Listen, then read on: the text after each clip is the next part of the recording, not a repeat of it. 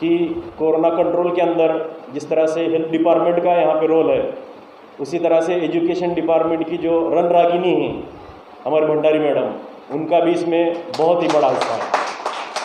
अल्लाह ताला उनको और नवाजे, ऐसे मैं यहाँ पे दुआ करता हूँ। यहाँ पे जो मौजूद मेहमान आए हुए हैं सबका फिर एक से बार मैं यहाँ पे इस्तकबाल करता हूँ। आज का जो प्रोग्राम यहाँ पे आपने मुनक़िद किया, तो मैं समझता हूँ कि जिस मकसद के लिए मैंने हॉल बनाया था वो आज पूरा हो गया, ऐसा मैं समझता हूँ। क्यों तो कैसा है कि इंसान ज़िंदगी में आता है, लातूर के बड़े बड़े बिल्डर आके बोले कि तुम्हारा दिमाग ख़राब हुआ क्या, तुम क्या कर रहे हैं, हमको दो प्लॉट 60-40 से दो, हम बिल्डिंग खड़े करते हैं। मुझे बोला ऐसा नहीं। लातूर औसा के अंदर एक बात मुझे बहुत ही तकलीफ़ देती थी कि हम जिस स्कूल में पढ़े, अजीम उर्दू स्कूल, दंडिया गली, खंदक मोहल्ला, मिट्टी में पड़े हम, बालू के नीचे, वहाँ पे बेंचेस थे लकड़ियों के। मैं इस वक्त जनाब NB शेख साहब का यहाँ पे नाम लेना मुयस्सर समझता हूँ। अल्लाह ताला उनको जन्नत नसीब अता करे कि अगर वो औसे में ना आते तो उर्दू औसे में नहीं आती। और आपकी एंट्री औसे में इस वक्त हुई है जब बहुत ही खस्ता हाल था उर्दू का औसे के अंदर। क्यों तो कैसा है कि इंसान जब काम करना शुरू करता है तो उसका जब दायरा बढ़ता है तो उसके अंदर जिस मकसद के लिए शुरू में उसने काम किया था उसकी तरफ भूल जाता है। तो उर्दू की तरफ थोड़ा यहाँ पे मराठी में बोलेंगे दुर्लक्ष हो रहा था, तो आपने एंट्री मार के उसका भी जिंदा रखा है। जब विलासराव देशमुख साहब ने आपके औसाफ का जो पेपर है उसका उद्घाटन किया था लातूर में, मुझे याद है अभी, तो उन्होंने कहा था कि आपने औसाफ नाम जो रखा है वो बहुत ही गलत रखा है। ऐसा क्या होता? क्यों तो कैसा है कि लोग आजकल ऐसा मसला पढ़ते हैं, ऐसे मैटर पढ़ते हैं कि जिसके अंदर कुछ मसाला भरा हो, लेकिन औसाफ के अंदर आप जो लिखते थे वो एजुकेशन से रिलेटेड बात थी। तो उन्होंने वहाँ पे एग्जाम्पल भी दिया था कि पेपर का नाम कैसा होना चाहिए, लावा लावी, खोड़ा खोड़ी, वड़ा वड़ी, ऐसे नाम लिखना चाहिए था, ऐसा उन्होंने कहा था। तो इस औसा शहर के अंदर आपने जो काम किया और कर रहे हैं, अल्लाह ताला और भी आपको नवाजे। तो आज का जो प्रोग्राम है सुन के बहुत ही अच्छा लगा। यहाँ पे जो मकाले जो यहाँ पे पेश किए गए, मैं शबनम आपी से माफ़ी चाहता हूँ। थोड़ा तोड़ मड़ोड़ कर मैं शुरुआत भी आपके शेर से कर रहा हूँ और आखिर भी आपके शेर से करूँगा। इसके अंदर जो शेर यहाँ पे लिखा है, कभी जब घिरती हैं मुश्किलें मुझे शबनम, तो ऐसा लगेगा कि कभी जब घिरती हैं मुश्किलें मुझे रहीम, खुदा का नाम लबों पे सजाने लगता हूँ। कितना अच्छा लगता ना। तो ये उर्दू की तासीर है। जब उर्दू मीडियम से मैं 10वीं पढ़ के यहाँ पे लातूर गया था आनंद कॉलेज में, तो 6 महीने कुछ नहीं समझता था कि हम क्या कर रहे हैं। पूरा इंग्लिश टू इंग्लिश चलता था। फिर हमारे वालिद के जो टीचर थे BSc को जिन्होंने पढ़ाया, पुरोहित सर, उन्होंने मुझे बुलाया और कहा कि उर्दू मीडियम की डिक्शनरी लो आप, और हम जो पढ़ाते हैं और आपको जो वर्ड मुश्किल जाते हैं उसमें कंपेयर करो। तो आज भी मुझे याद है 10वीं में क्या 9वीं में एक तारीफ थी जिसको हम सेंटेंस कहते हैं कि जीरादान का जीरा बख्चा मादा की कलगी को पहुँचने के अमल को अमल ज़िरगी कहते हैं। तो उसको क्या कहते हैं इंग्लिश में? तो अभी भी याद है मुझे जिस तरह से मैंने याद किया। तो ये मेरा पहला सेंटेंस था जो मैंने याद किया। A transfer of pollen grain from anther to stigma is known as pollination. देखिए कितना आसान है समझने में, आप समझ सकते हैं। तो परसों एक लेक्चर हुआ, गेस्ट लेक्चर हज हाउस में बम्बई के अंदर। मरक्का जो संस्था है जो मुस्लिम ऑफिसरों के लिए और कर्मचारियों के लिए काम करती है, जदकर साहब उसके प्रेसिडेंट हैं, वो काम करते हैं। वहाँ पे क्लासेस भी चलते हैं, आपको पता होगा, आपको मालूम होगा, आप भी शायद कभी गए होंगे वहाँ पे। तो उस वक्त एक बात ऐसी कही उन्होंने कि जब एक मुसलमान का बच्चा 10 साल 12 साल की उम्र में कुरान हिफ्ज़ करता है तो उसको IAS IPS होने में क्या मुश्किल है? कुछ भी मुश्किल नहीं है। लेकिन प्रॉब्लम है कि हम जो बेसिक चीज़ है उसकी तरफ हम भूल गए हैं। क्यों भूल गए हैं? कि हम 113 करोड़ हैं लेकिन 313 नहीं है फिलहाल। ये बहुत मुश्किल बात है। आप समझ गए होंगे इशारा क्या चीज़ का है। तो अगर हम सच्चे दिल से कोई काम कर रहे हैं, मुश्किलें तो आती रहेंगी। आपको कोई बुलाने वाला नहीं होगा, आपको वहाँ पहुँचना पड़ेगा। आपको बुलाने के वहाँ पे ज़हमत या आपको वहाँ पे इंतज़ार नहीं करना पड़ेगा, आप खुद वहाँ पे चल के जाना पड़ेगा। आपने देखा होगा कि उम्र के अभी तक के 48 साल की जो मेरी उम्र है उसके अंदर 24 साल की सर्विस मेरी लातूर ज़िले में हुई, लातूर ज़िले में। इसके ऊपर से आप समझ सकते हैं कि आपका काम आपको याद करता है। जब मैं 2 साल बीच में चाकूर को था तो लातूर का एक शिष्टमंडल मुख्यमंत्री के पास जाके मेरी बदली वापस आर से किया हूँ, क्योंकि उनको पता था कि हेल्थ के अंदर कितना अच्छा काम करना जरूरी है और कैसा करना जरूरी है, फिर वो कोई कास्ट का हो। अभी मैडम ने कहा कि caste is not the factor, इंसानियत सबसे बड़ा हमारे अंदर यहाँ पे जो कहते हैं लहजा या हमारी जो तड़प वो होनी चाहिए। पैसा तो क्या, पैसा इंसान कमाता है, प्रॉपर्टी कमाता है, वो तो मिलने वाला है। अल्लाह ताला ने रिस्क तो आपको पहले से ही दिया है। जैसा से आपने कहा कि इकरा जो पहला अल्फाज है उसके अंदर लिखा गया है, कुरान शरीफ के अंदर भी। तो इस्लाम की बुनियादी पढ़ने से हुई है, पढ़ाई से हुई है। जब मैं 3 मरतबा सऊदी अरबिया गया था, 2002 में, 2006 में और 2011 में। तो 2011 में जब ऐसा मसला पेश आया कि उर्दू जानने वाला और अरबी जानने वाला अगर कोई डॉक्टर है तो उसको मदीना का इंचार्ज बनाना था। तो फिर मैं मक्का से मदीना शिफ्ट हुआ, वहाँ पे 53 दिन हुजूर सल्लल्लाहु अलैहि वसल्लम की बारगाह में रहा। 53 दिन 5 वक्त वहाँ पे मैं सलाम अर्ज करता रहा। 6 जुमा मैंने मदीना के अंदर पढ़ी। ये क्या ताकत है? ये बुजुर्गों की दुआओं की मसलियत है और आपकी मेहनत का फल है, दूसरा कुछ भी नहीं है।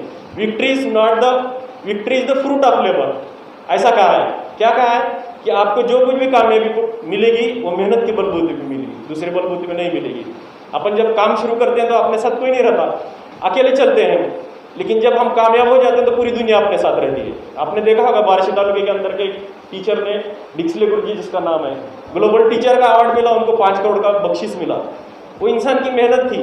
आज भी आपकी मेहनत के बलबूते पे हर फील्ड के अंदर हर मजहब का आदमी काम करता है। यहाँ पे हिंदुस्तान में ऐसा नहीं है कि ये सब पॉलिटिक्स तो चलता ही रहेगा, लेकिन हमारी जो संस्कृति है, हमारा जो मजहब है, भारतीय संस्कृति, आज आपने सोचा होगा, आज आपने देखा होगा पूरी दुनिया के अंदर क्या नुस्खा यूज किया गया। भारतीय संस्कृति में जो नुस्खा यूज किया जाता है, हमारे जो शरीयत के अंदर नुस्खा यूज किया जाता है, जो पहले नबियों ने किया है, क्या किया है? काढ़ा पियो, काढ़ा पियो, क्या है? हमारी देन है ना, आज वही है। और उसी वजह से हम कह सकते हैं कि हम जो मिलजुल के रहते हैं, दिवाली का जो खाना हम खाते हैं, ईद के जो हम शिरकुंबा पीते हैं, गुलगुले खाते हैं, उसकी बदौलत शायद ये बीमारी हमसे दूर चली गई, या जितना इसका असर था उतना नहीं हो सका। आपने देखा होगा, क्योंकि कैसा है, ये बीमारी तो बहुत बड़ी है, इसका असर तो बहुत बड़ा है, लेकिन इसके अंदर मॉर्टेलिटी नहीं है। लेकिन जो इंसान मर गए उसके अंदर के 50% जो लोग थे वो घबरा के मर गए। ये बीमारी का कुछ इफेक्ट नहीं है, और ये बीमारी हमारे साथ चलने वाली है, अभी 2 साल से 6 साल तक चलने वाली है।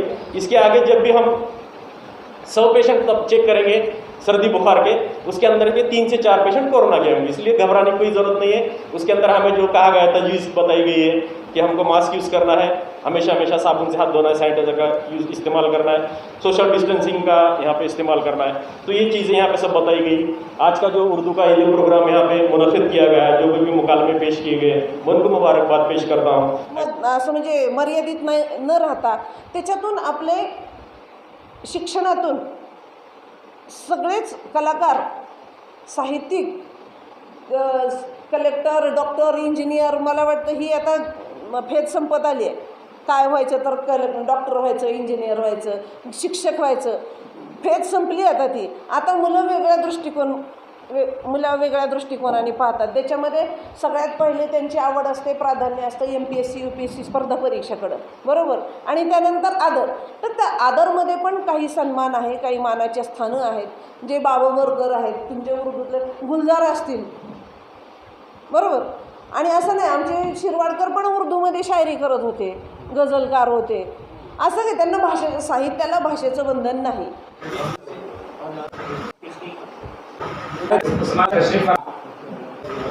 सैयद शामिल हैं खल्लुस आप जब हम ये काम करेंगे कि जब आज अपने तौर पर ये समझ लेंगे कि ये मेरा हक है और मेरा फर्ज है और मेरी ये जिम्मेदारी है, तो आज देखेंगे कि आज के जो बच्चे हैं, हमारे बच्चे हैं, वो बच्चे समाज का, मुल्क का, कौम का नाम रोशन करेंगे। तो ये बातें हैं, तो उसमें से एक बात जो परखम की है, जैसा कि गुलाम हुसैन साहब ने उसका तस्करा किया, मैं उसको इसलिए बता रहा हूँ कि आज जो है वो लिंक जो है शेयर करेंगे हम आपके साथ। वो लिंक में आपसे करना ये है आपको कि उस लिंक में कोई टेक्नोलॉजी का कोई बहुत ज़्यादा इस्तेमाल करना नहीं। आज के ज़माने में, पहले के ज़माने में अगर जो किसी को जैसे मोबाइल थे, वो मोबाइल में समझो नाम लिखना है तो एक की पर 3 हर भरे, तो वो नाम लिखने के लिए 3 बार बड़े मोबाइल की जरूरत है। आज का दौर ये है कि टच बटन है, आप स्क्रीन को जैसे टच करते साथ जो कोई काम जो है आप उससे ले सकते हो। तो ये जो जदीद टेक्नोलॉजी है उसके अंदर आपको लिंक बनाने की जरूरत नहीं है, टाइप करने की जरूरत नहीं है, सिर्फ उंगली रखने की जरूरत है। अगर से उस नीली लकीर पर जो लिखा हुआ है उस पर अगर आप से उंगली रख दें तो आप जो है वो जो मवाद है उसके अंदर कितना मवाद है असे उरले आणि हे त्यातली एखादी एक गोष्ट, बाबा हे 1 किलो तांदूळ आहे, पाव किलो मसूर डाळ आहे आणि 1 किलो काय आणखी काही असेल, साखर असेल, तर कुठली वस्तू किती रुपये किलो म्हणून जर विचारले, अरे तांदूळ कसे दिले, साखर महाग झाली का, काय की बाबा एवढे पैसे आलेत, असं माझा तरी मुलगा सांगतो. तुमचा काय सांगतो मला कोशिशें हो रही है, तहकीकात सामने आ रही है, मगर मैं इससे पहले कई महफिलों में एक सवाल कर चुका हूँ सामीन से, आप मुख्तलिफ अखबारात रसायन में लगी सवाल कर चुका हूँ और अभी यहाँ पर फिर वो दोहराना चाहता हूँ कि उर्दू का अगला कारी कौन पढ़ेगा आगे उर्दू। आज तो मैं आप तख्लीक कर रहे हैं, मगर 10 साल 20 साल के बाद ये तख्लीकात पढ़ने वाला कौन होगा। ज़ाहिरी बात है, मैं अगर कोई चीज़ तख्लीक कर रहा हूँ तो मेरी अपनी जिम्मेदारी बनती है कि मैं मुस्तकिल का कारी जो है वो भी तख्लीक करूँ। वो तख्लीक करने के लिए का सबसे बड़ा ज़रिया जो होता है वो होता है अदब अतफाल। ये रीढ़ की हड्डी है किसी भी अदब का, सिर्फ उर्दू अदब नहीं बल्कि किसी भी अदब का की रीढ़ की हड्डी जो है ये अदब अतफाल है और इसके ऊपर हम सबको ध्यान देना चाहिए। आप असातिज़ा हैं, आप जानते हैं कि बच्चों की नफ्सियात क्या होती है। कोई भी मुश्किल से मुश्किल तसव्वुर आसान से आसान तरीके से उनके जहन तक कैसे पहुंचाया जाए ये आप लोग जानते हैं, आप तरबियत याफ्ता हैं। तो जब आप जानते हैं और तरबियत याफ्ता हैं तो आपको ये जिम्मेदारी हुकूमत देती है, मुख्तलिफ अदारे देते हैं, तो उन्हीं बच्चों के लिए जो आप दरसियात, मैं दरसियात कह रहा हूँ, जब वो दरसियात अदब अतफाल नहीं होता, अदब अतफाल की बहुत सारी चीज़ें दरसियात में शामिल होती हैं, दरसी किताबों में। तो जब आप बच्चों की नशोनुमा तरबियत के लिए तरबियत याफ्ता हैं और आप उनको दरसियात का इल्म देते हैं तो अदब अतफाल जो है क्या उसके लिए तरबियत याफ्ता नहीं होना चाहिए? होना चाहिए। और मैं आपको बता दूं कि हमारे